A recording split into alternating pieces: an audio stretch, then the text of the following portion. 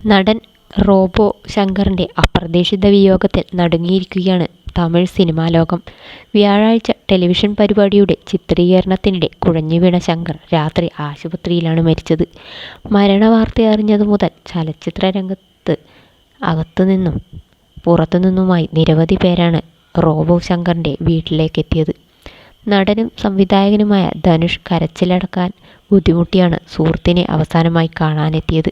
താരത്തിൻ്റെ മരണവാർത്തയറിഞ്ഞ ഉടനെ തന്നെ ധനുഷ് അദ്ദേഹത്തിൻ്റെ വീട്ടിലെത്തിയിരുന്നു.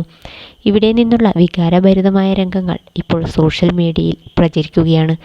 ധനുഷിനെ കെട്ടിപ്പിടിച്ച് കരയുന്ന റോബോ ശങ്കറിൻ്റെ മകൾ ഇന്ദ്രജിയെയാണ് വീഡിയോയിൽ കാണാനാവുക.